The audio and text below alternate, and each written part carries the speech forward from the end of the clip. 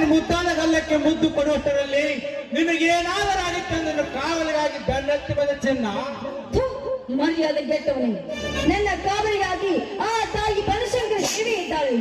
ನನ್ನ ಕಾವಲಿಡಲಿಕ್ಕೆ ನೀನು ಯಾರು?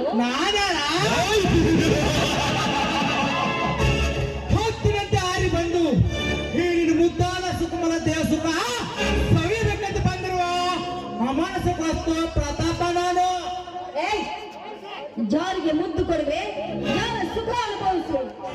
ಹುಚ್ಚಿನ ದೇಹ ಸುಖ ದೀಪ, ನಿನ್ನೆ ನನ್ನ ಮನಸ್ಸನ್ನು ತುಂಬಿಕೊಂಡು ಹುಚ್ಚನಾಗಿದ್ದೇನೆ. ನೀನುಂಟ ಸೀರೆಯನ್ನು ಬಿಚ್ಚಿ ಬೆತ್ತನಾಗಿ ಮಾಡಿ ನನ್ನ ಹಲ್ಲಿನಂತೆ ನನ್ನ ಕೆನ್ನೆ ಕಚ್ಚಿ ಪ್ರೀತಿಸಬೇಕೆಂದು ಹುಚ್ಚು ದಿನಕ್ಕೂ ಹೆಚ್ಚಾಗ್ತದೆ. ಅದಕ್ಕೋಸ್ಕರ ನಿನ್ನ ಅಣ್ಣನಿಗೆ ಸಹಾಯ ಮಾಡುತ್ತಿರುವೆ. ಇಷ್ಟು ದಿನ ಟೈಮ್ ಸಿಕ್ಕಲಿಲ್ಲ, ಈಗ ಕಾಲ ಕೂಡಿ ಬಂದಿದೆ. ಬಾ ದೀಪ ಬಾ, ಒಂದು ಬಾರನ್ನು ಬಿಗಿದ.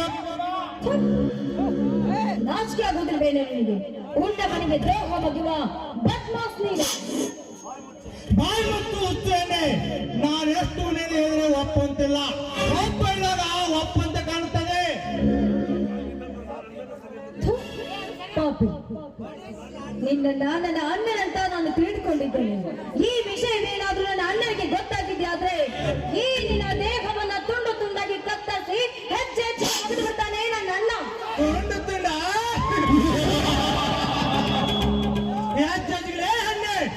ನಿನ್ನ ಅಣ್ಣನಿಗೆ ವಿದ್ಯೆ ಕಲಿಸಿದವನು ನಾನು.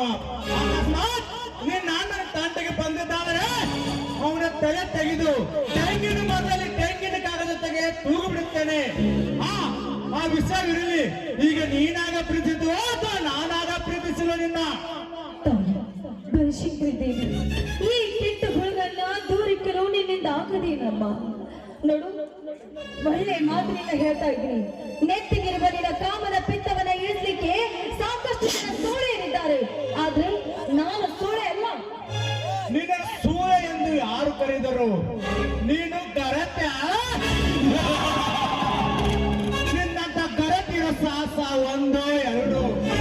ಮದುವೆಗೆ ಮುಂಚೆ 16 ಜನರಿಗೆ ಸರುಗು ಆಸಿ 10 ಕಲ್ಲ ಮತ್ತೊಬ್ಬನ ಮನೆಯನ್ನಾಗಿರುವ ನಿನ್ನಂತ ಗರತಿ ಅಷ್ಟೆಲ್ಲ ಈ ಸಮಾಜದಲ್ಲಿ ಕಾಂಡನಿಗೆ ಸತ್ಯ ಸಾಕು ಅಂತ ನಟಿಸಿ ಕಾಂಡ ನಿದ್ದೆ ಮಾಡುವಾಗ ಸಪ್ಪಳ ಮಾಡದೆ ಎದ್ದು ಹೋಗಿ ತನ್ನ ಕಾಮದ ಚಟವನ್ನು ತೀರಿಸಿಕೊಂಡು ಬರುವ ನಿನ್ನಂತ ಕಾಮಿನೆಟ್ಟಲ ಯಾವ ಪ್ರಪಂಚದಲ್ಲಿ